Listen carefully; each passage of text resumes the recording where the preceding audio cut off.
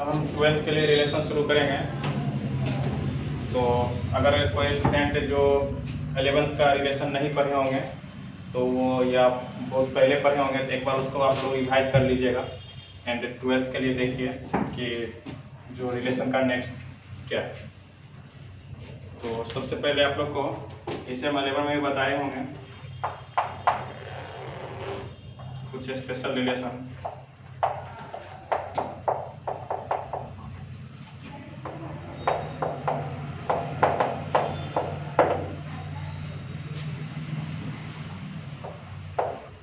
एक बताए होंगे आप लोग को identity relation.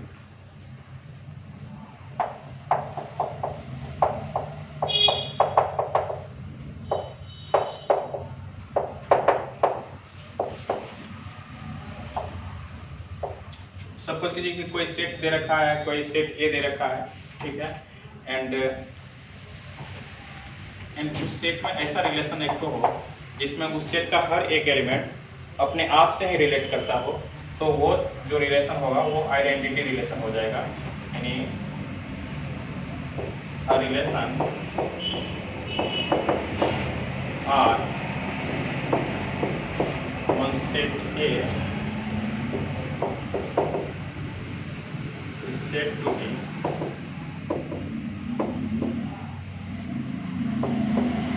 the identity relation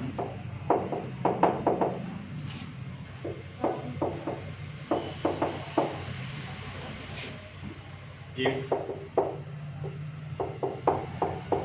every element of A is related to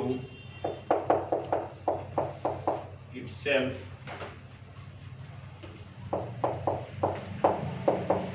only। ठीक है। यहाँ पर देखिए कि इस डिफिनेशन में दो चीज ध्यान देने जैसा है। यहाँ पर हम क्या लिखे हैं ना, एक तो लिखे हैं द आइडेंटिटी। इसका मतलब ये हो गया कि जो आइडेंटिटी रिलेशन कोई भी सेट पर होता है वो यूनिक होता है। किसी भी सेट पर अगर हम आइडेंटिटी रिलेशन को डिफाइन करेंगे तो वो यूनिक होता है। तो इसका मतलब वो हर एक सेट के लिए वो रिलेशन एक ही होगा और वो यूनिक होगा उस सेट के लिए। दूसरा एक वर्ड यहाँ पर लिखे हैं इटसेल्फ ओनली। ठीक है। तो हम जब एक एग्जांपल देकर आपको समझाएंगे तो वो भी वर्ड आपका क्लियर हो जाएगा। एक हम एग्जांपल लेते हैं।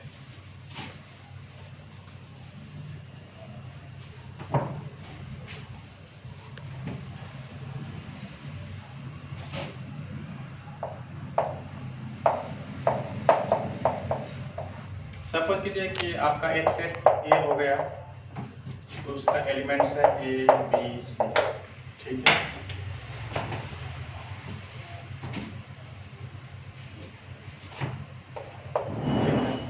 इस पर हम एक रिलेशन को डिफाइन कर रहे हैं एंड वो रिलेशन आइडेंटिटी। इसका अगर हम आइडेंटिटी रिलेशन लिखना चाहें, अच्छा कोई सेट ए पर अगर आइडेंटिटी रिलेशन लिखना चाहेंगे तो आई सफिक्स में ए से आप इसको डिनोट कर सकते हैं। ठीक है। तो आई ए इक्वल टू क्या होगा, आई सफिक्स में ए लिखिएगा। ठीक है। इक्वल टू किसका मतलब हो, आइडेंटिटी रिलेशन ऑन सेट ए। तो ये क्या होगा वो देखिए, हम क्या बोले हैं डिफिनेशन में, every elements of A is related to itself only. इसका मतलब ये हुआ कि इसका जितना भी एलिमेंट है सब अपने आप से रिलेट करेगा। यानी कि ए से रिलेट करेगा, बी से रिलेट करेगा, ठीक है, सी से रिलेट करेगा। एंड ओनली लिख दिया है, इसका क्या मतलब हुआ, इसका मतलब ये हुआ कि इसके आगे इसमें कुछ भी नहीं होगा, कोई सिंगल ऑर्डर पेयर भी नहीं आएगा। अगर कुछ इसमें इसके आगे आप डालेंगे तो वो रिलेशन आइडेंटिटी रिलेशन नहीं रहेगा। अच्छा अगर आप इसमें से कुछ डिलीट भी कर देंगे तो भी नहीं रहेगा। इसलिए हम बोले थे कि यूनिक होता है, मतलब ये होगा कि इस सेट का आइडेंटिटी रिलेशन सिर्फ यही होगा। अगर कोई स्टूडेंट ये लिखना चाहे,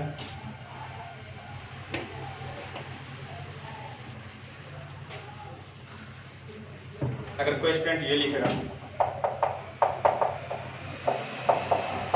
ए बी और सपोज कीजिए सी लिखना छोड़ दिया तो ये हो जाएगा गलत। ठीक है, ये रॉन्ग हो गया। कोई स्टूडेंट ये लिखना चाहे ए बी सी ए बी, मतलब क्या हुआ कि इस सेट का सारा एलिमेंट को अपने आप से रिलेट तो करा दिया बट एक एक्स्ट्रा ऑर्डर पेयर डाल दिया। एंड वो एक्स्ट्रा ऑर्डर पेयर इसको आइडेंटिटी नहीं रहने दिया, इसलिए ये भी गलत हो जाएगा। तो हम आपको पहले ही बोल चुके हैं कि आइडेंटिटी रिलेशन कोई भी सेट का क्या होता है, यूनिक होता है, एंड यही इसका आइडेंटिटी रिलेशन होगा। तो आई थिंक आप लोग को अगर कोई रिलेशन दिया हुआ रहेगा तो आइडेंटिटी रिलेशन पहचानना होगा, हमको लगता है आप लोग पहचान लीजिएगा। नेक्स्ट हम रिलेशन लिखते हैं स्पेशल रिलेशन में।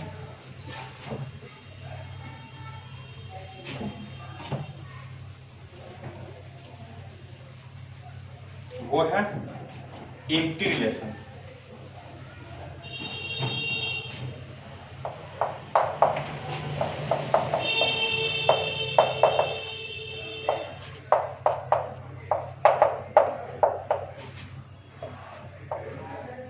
देखिए एम्प्टी रिलेशन क्या होगा, आप लोग को पता है कि फाई तो सारे के सारे सेट का सबसेट होता है, तो फाई भी क्या होगा, ए क्रॉस ए का एक सबसेट हो जाएगा।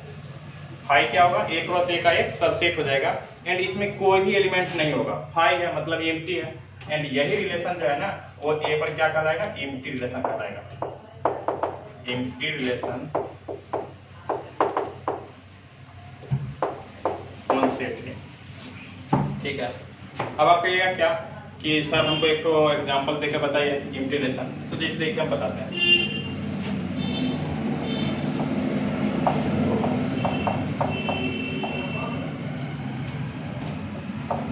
लेट आर बी a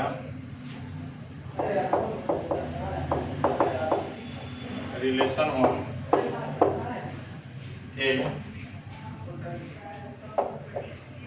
या सेट का नाम चेंज, नेचुरल नंबर सेट पर रिलेशन लिख रहे हैं on N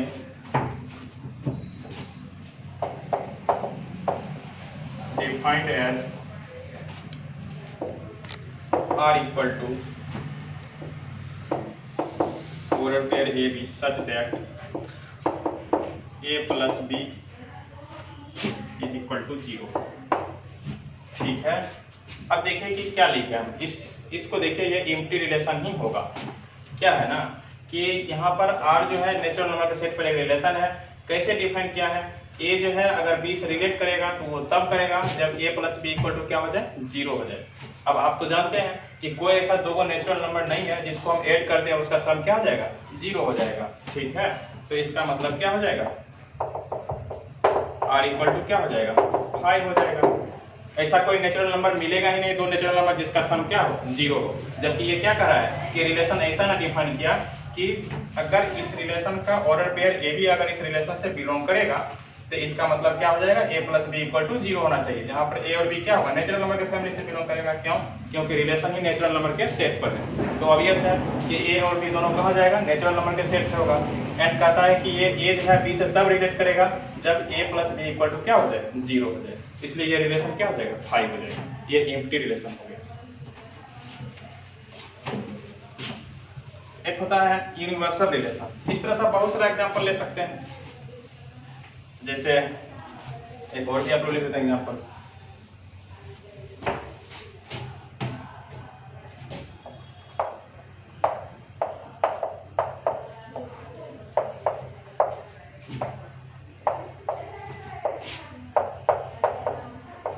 late R be a relation on Z, मतलब इंटीजर के फैमिली पर रिलेशन, इंटीजर सेट पर रिलेशन है, defined as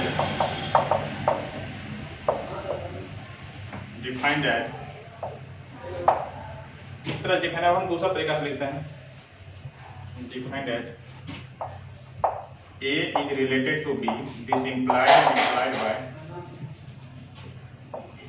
A square plus B square is less than or equal to मत दीजिएगा, स्ट्रिक्टली लेस देन ले लीजिएगा, less than 0। इसका क्या मतलब हुआ, इसका मतलब ये हो गया कि रिलेशन कैसे डिफाइन किया है, रिलेशन जो है वो इंटीजर के फैमिली पर है, और रिलेशन ऐसे डिफाइन है कि a जो है वो b से तब रिलेट करेगा जब a square plus b square क्या हो जाए, लेस देन 0 हो जाए, मतलब दोनों के स्क्वायर का सम क्या हो जाए, लेस देन 0 हो जाए। आपके पास कोई दो ऐसा इंटीजर नहीं मिलेगा a और b जिसको स्क्वायर करके आप ऐड करेंगे और वो क्या हो जाए, निगेटिव हो जाए, ये तो ऐसा मिल ही नहीं सकता है। ठीक है, तो इसका मतलब ये होगा कि कोई आपके पास दो नंबर ऐसा नहीं मिलेगा जिसके स्क्वायर का सम क्या होगा, लेस देन 0 होगा। दो ऐसा इंटीजर नहीं मिलेगा, इसलिए यहाँ भी क्या होगा, कोई भी इंटीजर किसी भी इंटीजर से रिलेट इस रिलेशन से नहीं करेगा, इसलिए ये भी रिलेशन क्या हो जाएगा, empty relation. Fine. Next example, next relation लेते हैं। नेक्स्ट रिलेशन टाइप लेते हैं।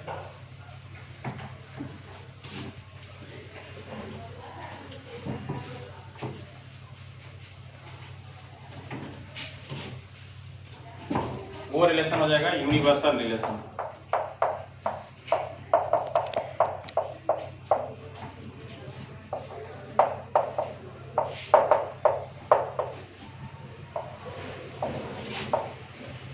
देखिए क्या होता है ना, हर एक सेट अपने आप का सबसेट होता है। इसका मतलब ये हो गया कि A क्रॉस A भी क्या होगा, subset of A cross A हो जाएगा। ठीक है, A क्रॉस A भी A क्रॉस A का एक सबसेट होगा। इसका मतलब ये हो गया कि ये जो रिलेशन A क्रॉस A जो है वो क्या हो जाएगा, यूनिवर्सल रिलेशन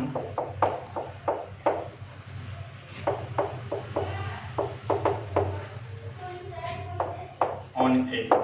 ये A पर एक यूनिवर्सल रिलेशन है, कौन, A क्रॉस A। अब देखिए कहिएगा एक एग्जांपल देने के लिए, देखिए हम बताते हैं एग्जांपल।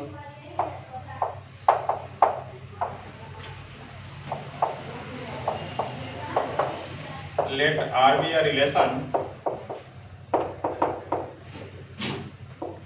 On N। मतलब क्या हो गया, R जो है नेचुरल नंबर के सेट पर रिलेशन है। कैसे रिलेशन डिफाइन कर रहे हैं, हमको इस तरह से रिलेशन डिफाइन करना है कि वो रिलेशन क्या होगा, हर एक नेचुरल नंबर अपने आप से रिलेट करे। मतलब हमको यूनिवर्सल रिलेशन का एग्जांपल दे रहे हैं।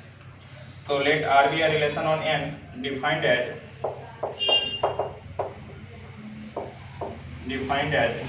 R equal to order pair A B such that. अब देखिए हमको कैसे डिफाइन कर रहे हैं, A plus B is greater than और इक्वल टू 2। एंड ये रिलेशन यूनिवर्सल रिलेशन हो जाएगा। क्यों हो जाएगा, क्योंकि आप कोई भी दो को नेचुरल नंबर लीजिए, उसका सम या तो 2 होगा, नहीं तो उससे ज्यादा ही होगा। ठीक है, तो इसका मतलब क्या हुआ, हर एक नेचुरल नंबर हर एक दूसरे नेचुरल नंबर से रिलेट करता रहेगा, क्योंकि उसका सम क्या होगा। अगर आप 1 1 भी ले लेते हैं तो यहाँ पर देखिए क्या होगा, 1 भी तो 1 से रिलेट करेगा, 1 इज रिलेटेड टू 1। क्यों, क्योंकि 1 plus 1 is equal to 2। And आपको यहाँ पर कंडीशन दिया हुआ है कि आइदर 2 और ग्रेटर देन 2, तो 2 तो हो रहा है, तो इसका मतलब 1 भी 1 से रिलेट करेगा। 1 जो है वो 2 से भी करेगा, 1 जो है वो 3 से भी करेगा। ठीक है, इस तरह से 2 भी हर एक एलिमेंट्स करेगा, 3 भी करेगा, 4 भी करेगा, सारे एक साइड नेचुरल नंबर एक दूसरे से रिलेट करता रहेगा। इसलिए यहाँ पर जो रिलेशन हो जाएगा, यहाँ पर जो R लिखिएगा ये क्या हो जाएगा, पूरा का पूरा n क्रॉस n ही आ जाएगा। एंड n क्रॉस n अगर आ जाएगा तो ये कैसा रिलेशन हो जाएगा, ये यूनिवर्सल रिलेशन हो जाएगा। किस पर, नेचुरल नंबर के सेट पर। ठीक है, तो इस तरह से ये हो गया आपका यूनिवर्सल रिलेशन।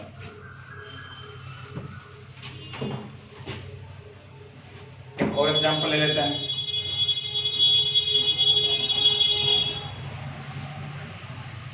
देखिए एक एग्जांपल ले लेते हैं। सपोज कीजिए एक सेट A हो गया, ये हो गया आपका A B C। ठीक है, अगर हम इस पर एक रिलेशन R इक्वल टू 5 लिखे तो ये कैसा रिलेशन हो जाएगा, एम्प्टी रिलेशन हो गया।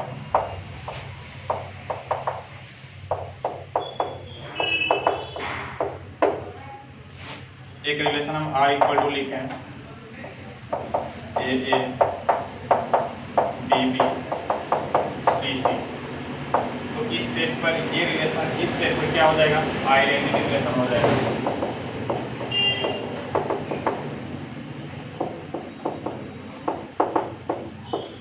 ठीक है, अगर हम एक रिलेशन ऐसा लेते हैं R इक्वल टू पूरा A क्रॉस A ले रहे, फिर ये 9 एलिमेंट्स होंगे A क्रॉस A में, A क्रॉस A ले रहे, तो ये क्या हो जाएगा, ये पर यूनिवर्सल रिलेशन।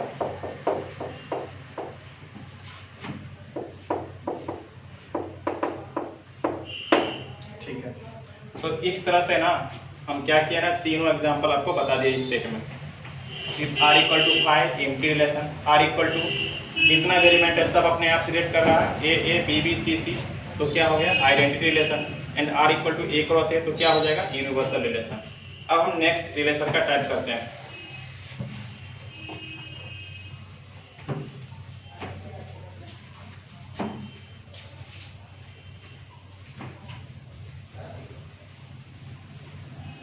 जो रिलेशन का नेक्स्ट टाइप होगा वो क्या होगा? देखिए 12th में ना आपको मेनली 3 रिलेशंस पढ़ना है।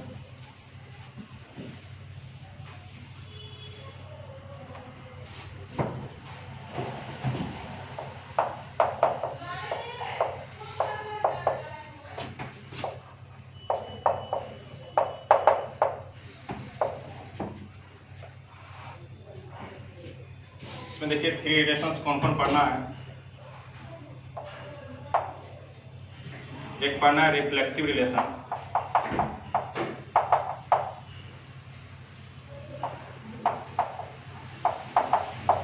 ठीक है।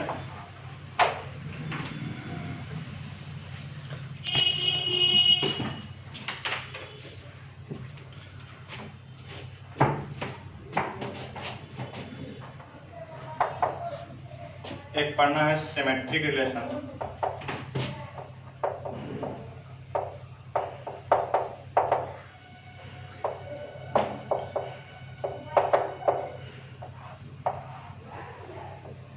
और एक पढ़ना है transitive relation.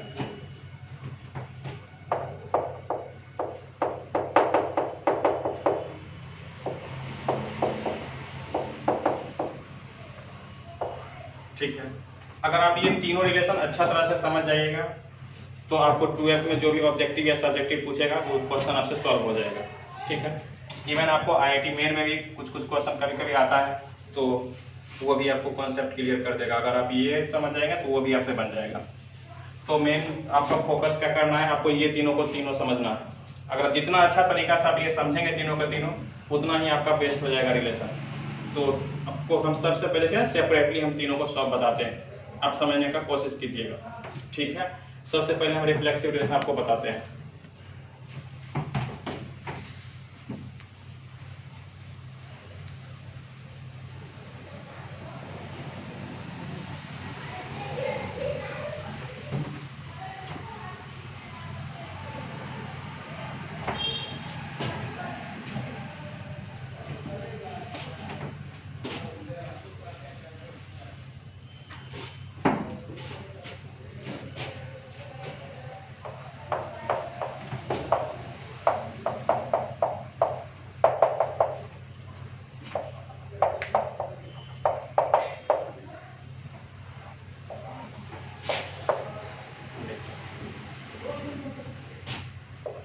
Relation R on set A is said to be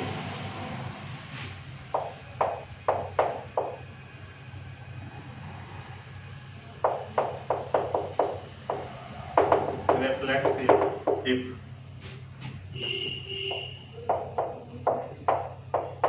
A belongs to R और all A belongs to B। देखिए इस डिफिनेशन को समझिए। जैसा कि देखिए रिफ्लेक्सिव, इसका क्या मतलब होता है? इसका मतलब ये हो गया कि ये जो जैसे आपको तो रिफ्लेक्ट कर दिया, ठीक है, तो ए जो है ना वो किससे रिलेट करेगा? ए से ही रिलेट करेगा, ठीक है। इसमें जितना भी एलिमेंट है इस सेट में, सब एलिमेंट अपने आप से रिलेट करना चाहिए। यहाँ पर ओनली जैसा कोई वर्ड नहीं है। आइडेंटिटी रिलेशन में आपको बताया कि ओनली, इसमें ऐसा कोई वर्ड नहीं है। जैसे कि आप ये समझिए कि एक सेट ले लेते हैं,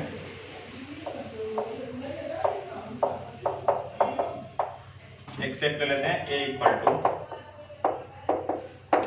ABC, ठीक है। इस पर हम एक रिलेशन ले रहे हैं R1 इक्वल टू ले रहे हैं एक रिलेशन कैसा ले रहे हैं AA BB CC, ठीक है। ये रिलेशन देखिए R1 जो है वो सेट A पर रिफ्लेक्सिव होगा या नहीं होगा, हमको ये चेक करना है। देखिए ये रिलेशन रिफ्लेक्सिव हो जाएगा। मेरा डेफिनेशन क्या बोल रहा है कि इसका हर एक एलिमेंट अपने आप से रिलेटेड होना चाहिए। तो देखिए इसमें A है, B है, C है, तो इसमें देखिए आपको AA है, BB है और CC है। इसका मतलब क्या हो गया? ये रिलेशन रिफ्लेक्सिव हो गया। अच्छा, आप कहिएगा सर ये रिलेशन आइडेंटिटी भी तो है। तो अब हम आपका जो नेक्स्ट एग्जांपल आपको देंगे ना, उसमें आपको रिफ्लेक्सिव और आइडेंटिटी में डिफरेंस क्लियर हो जाएगा। ये सही में आइडेंटिटी भी है और रिफ्लेक्सिव भी है। तो ये रिलेशन हम जहाँ जो रिलेशन होगा रिफ्लेक्सिव, उसमें हम सही का चिन्ह लगाएंगे, ठीक है। जो नहीं होगा उसको हम क्रॉस कर देंगे। एक दूसरा एग्जांपल लेते हैं R2 AA BB CC AB, ठीक है। अब देखिए ये रिलेशन रिफ्लेक्सिव होगा या नहीं होगा। तो देखिए रिफ्लेक्सिव क्या बोलता है कि इस सेट में जितना भी एलिमेंट है सब अपने आप से रिलेट करना चाहिए। तो देखिए इसमें A है AA है, इसमें B है BB है, इसमें C है CC है। अच्छा इसमें क्या हुआ ना, एक एक्स्ट्रा ऑर्डर पेयर आ गया। अगर हम आइडेंटिटी का बात करें तो ये रिलेशन आइडेंटिटी रिलेशन नहीं है, क्योंकि उसमें आपको डेफिनेशन बताए थे ओनली, ठीक है। Every element of A is related to itself only. But इसमें देखिए क्या है, ओनली जैसा कोई वर्ड नहीं लगा हुआ। बस इसका नेसेसरी कंडीशन क्या है कि आप इसके हर एक एलिमेंट को अपने आप से रिलेट करा दीजिए। उसके बाद कुछ एक्स्ट्रा आता है तो भी होगा, नहीं आता है तो भी होगा। जैसे देखिए इसमें एक्स्ट्रा नहीं आया तो भी रिफ्लेक्सिव था, इसमें एक ऑर्डर पेयर एक्स्ट्रा आ गया तो भी रिफ्लेक्सिव है, ठीक है। ये रिलेशन रिफ्लेक्सिव है, इस पर आपको कोई डाउट नहीं करना चाहिए, एक्स्ट्रा आ गया तो भी। नेक्स्ट एग्जांपल लिखते हैं R3।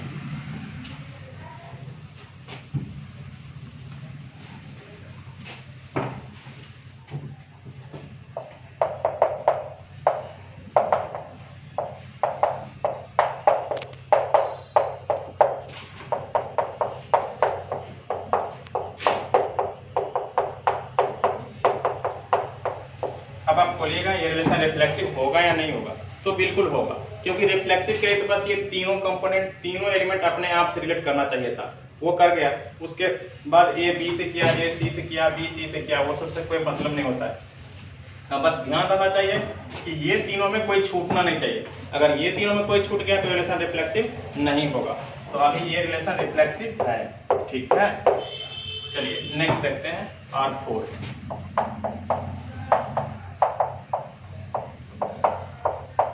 ऑब्जेक्टिव वगैरह इससे आते रहता है, ठीक है। सेट दे देगा, रिलेशन दे देगा, कहेगा पहचानो कि रिलेशन रिफ्लेक्सिव है या नहीं है, सिमेट्रिक है या नहीं है, ट्रांजिटिव है या नहीं है, और भी बहुत सारा होता है, आपको बताएंगे। AA BB AB।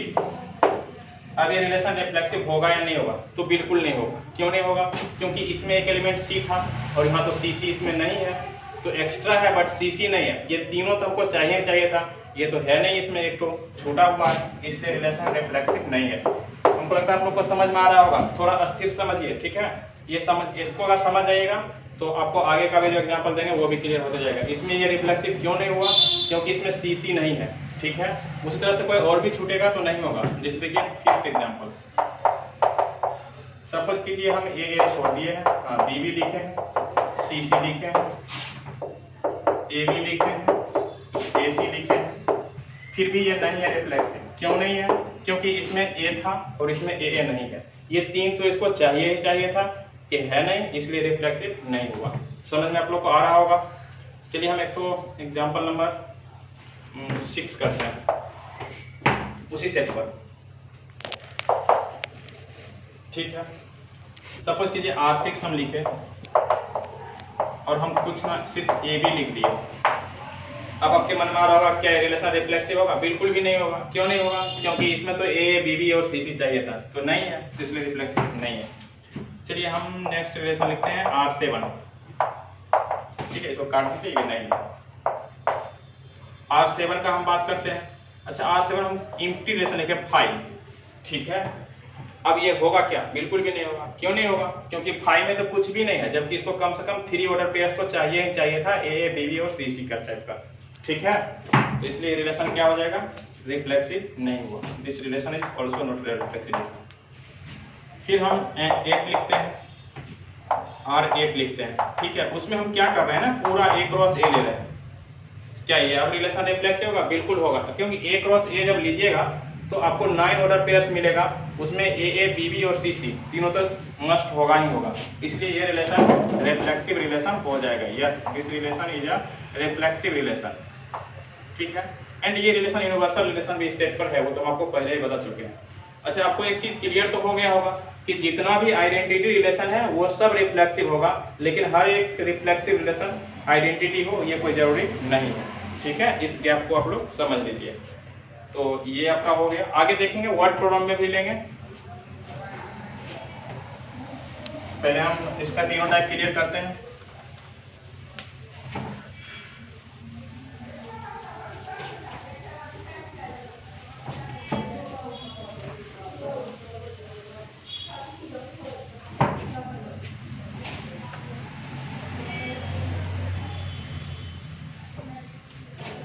देखते हैं next relation, symmetric relation.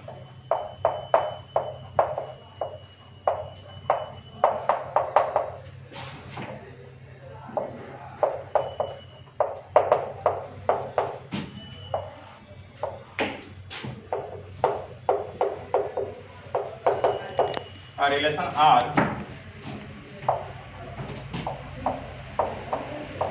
on set A is said to be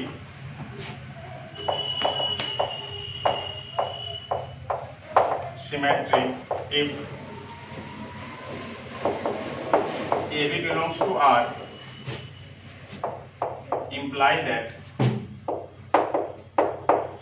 BA belongs to R और all AB belongs to A। ठीक है, इसको समझिए। ये रिलेशन सिमेट्रिक कब होगा? जब क्या होगा ना आपका AB अगर रिलेशन में है, R में अगर AB है तो उसका उल्टा भी उसमें होना चाहिए, BA भी होना चाहिए। ठीक है, नाम ही होता है सिमेट्रिक। सिमेट्रिक मतलब कोई भी ऑब्जेक्ट को आप सिमेट्रिक कब कहते हैं? जब अगर आप उसको उल्टा भी दें तो भी क्या हो, वैसा ही दिखे, तो इसका मतलब वो रिलेशन क्या हो जाएगा, सिमेट्रिक हो जाएगा। जैसे आपका ना मतलब आप ये कह सकते हैं सिमेट्रिक के लिए कि जैसे देखिए ये सिमेट्रिक नहीं है। क्यों? क्योंकि अगर हम इसको उल्टा देंगे, अभी देखिए ये ब्लू दिख रहा है, उल्टा दिए तो क्या हो गया, ये व्हाइट दिख रहा है। इसका मतलब क्या हुआ, ये सिमेट्रिक नहीं है। ठीक है, अच्छा हम रिलेशन में ही आपको दिखाते हैं।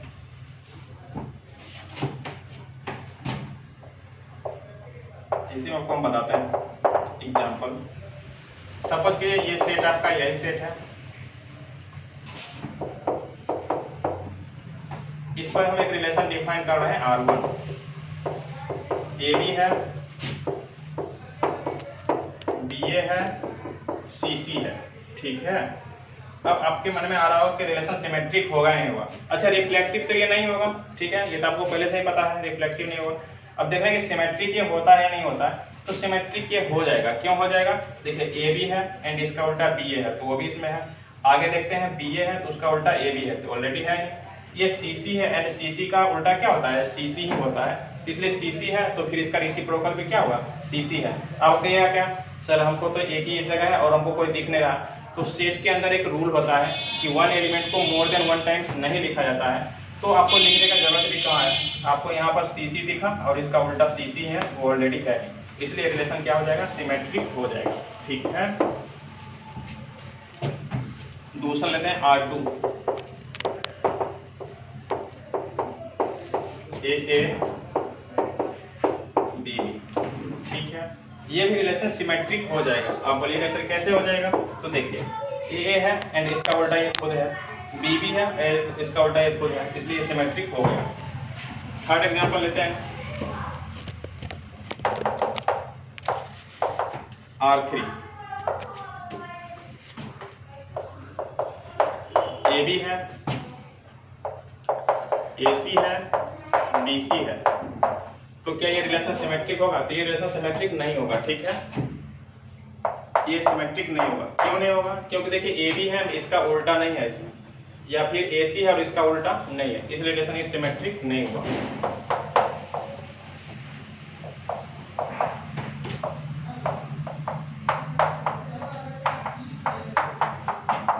ये रिलेशन सिमेट्रिक होगा तो ये भी नहीं होगा। क्यों नहीं होगा? क्योंकि देखिए AB का उल्टा तो BA है, फिर BA का उल्टा तो AB है, लेकिन CB का उल्टा BC नहीं है, इसलिए सिमेट्रिक नहीं हुआ, एक्सेट्रा। ठीक है, हम जब तीनों कर देंगे तो उसके बाद हम तीनों एक साथ टेस्ट करेंगे, इसलिए और भी एग्जांपल आने वाला है, आप टेंशन मत लीजिए। अगला रिलेशन हम बताते हैं transitive relation.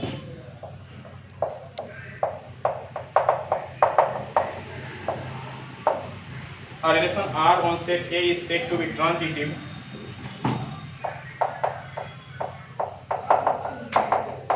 if AB belongs to R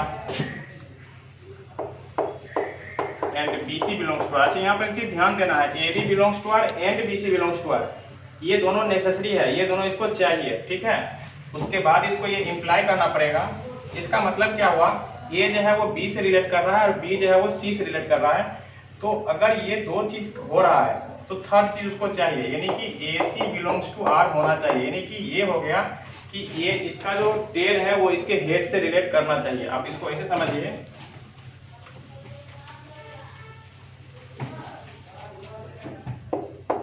for all A B C belongs to ए।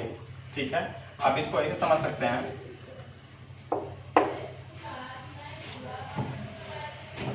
देखिए A B belongs to R, क्या है, ए बी से रिलेट कर रहा है, A is related to B, A is related to B and, ठीक है, B is related to C. ठीक है, ए बी से रिलेट कर रहा है और बी सी से रिलेट कर रहा है, this imply that A is related to C. यानी कि देखिए ए जो है वो बी से रिलेट किया और फिर बी जो है वो क्या किया, सी से रिलेट किया। अगर ये दो चीज है ना तो फिर ए को सी से रिलेट करना चाहिए। अगर ये हो रहा है तब तो ये रिलेशन ट्रांजिटिव होगा, और अगर नहीं हो रहा है तो नहीं होगा। एग्जाम्पल्स हम समझने का कोशिश करते हैं।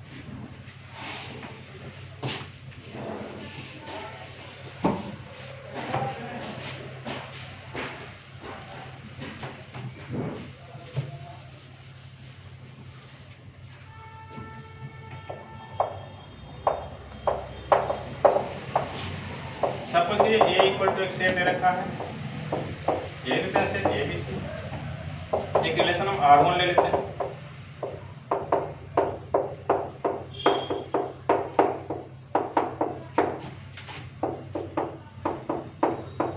तो क्या ये रिलेशन ट्रांजिटिव होगा? तो देखते हैं कि होता है या नहीं होता है। देखिए ए बी है, फिर बी से एक स्टार्ट हुआ है, कौन है, बी सी है, तो आपको ए सी होना चाहिए। तो देखिए ए सी मिल गया है। आगे देखिए फिर ए बी है और बी से कहीं कोई दूसरा, इसको छोड़कर कोई और ऑर्डर पर स्टार्ट नहीं हुआ है, तो इसका कहानी खत्म हो चुका है। देखिए बी सी है और फिर सी से कोई स्टार्ट हुआ है, देखिए यहाँ स्टार्ट हुआ है सी सी, बट जब ये दोनों मिल जाएगा ना तो इसको ऐसे समझ लीजिए, हम आगे से इसको छोड़ दिया करेंगे। देखिए बी सी है और सी सी है, तो क्या होना चाहिए था, बी सी होना चाहिए था, तो बी सी तो ऑलरेडी है। तो जब ये दोनों मिल जाए ना तो ट्रांजिटिव के लिए आपको इसका सोचना ही नहीं है। तो फिर बी सी है और सी से कोई स्टार्ट ही नहीं हुआ इसको छोड़ करके, और इसके लिए हमको सोचना ही नहीं क्योंकि दोनों यहाँ पर मिल रहा है। उसके बाद देखिए ए सी है, फिर सी से कोई स्टार्ट हुआ नहीं हुआ है, तो फिर इसके लिए तो सोचना ही नहीं है। तो फिर सी से कोई स्टार्ट हुआ ही नहीं, तो अगर हमको सी से कोई स्टार्ट होता और फिर उसका मिलता नहीं, ए से वो उसका जो मतलब हेड है वो नहीं मिलता तो नहीं होता। बट यहाँ पर देखिए ए बी है, बी सी है, ए सी हो गया, फिर आपका देखिए बी सी है, सी से कोई इसको छोड़ के स्टार्ट ही नहीं हुआ और इसका ये दोनों मिल रहा है, इसलिए हमको ट्रांजिटिव के लिए उसको देखना भी नहीं, तो इसलिए रिलेशन क्या हो गया, ट्रांजिटिव हो गया। अच्छा, आप लोग को हम और एक एग्जाम्पल देते हैं तो ज़्यादा समझ में आएगा।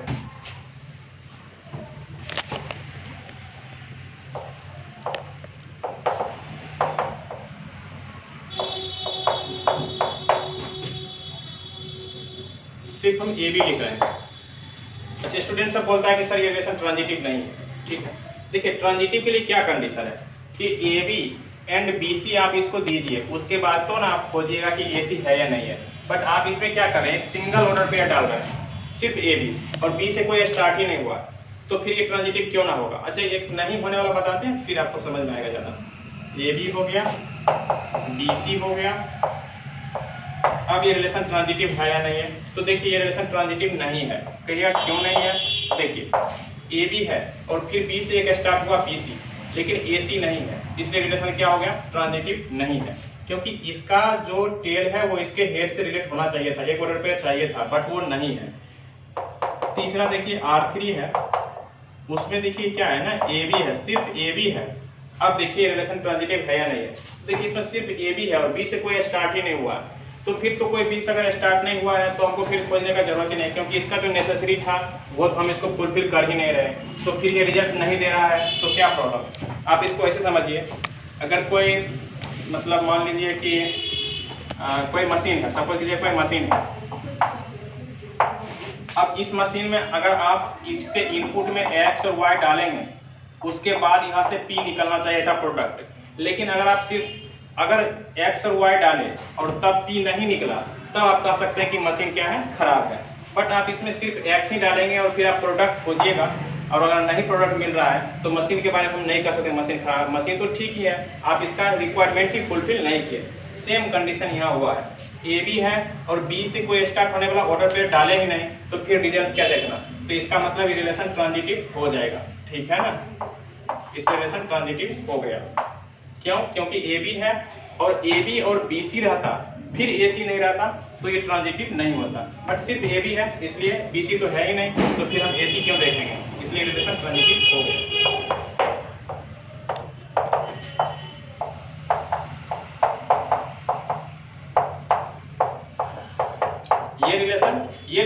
ट्रांजिटिव हो जाएगा। कहेगा क्यों हो जाएगा? क्योंकि देखिए ए है और फिर कोई और पेयर ए से स्टार्ट ही नहीं हुआ है, बी भी है फिर बी से कोई स्टार्ट ही नहीं हुआ, सी सी है फिर कोई सी से स्टार्ट ही नहीं हुआ, तो वही जाएगा एक्सेट्रा। फिर हम नेक्स्ट क्लास में ना सिर्फ इस तीनों पर बहुत सारा एग्जाम्पल करेंगे, तो आपका पूरा का पूरा कॉन्सेप्ट क्लियर हो जाएगा।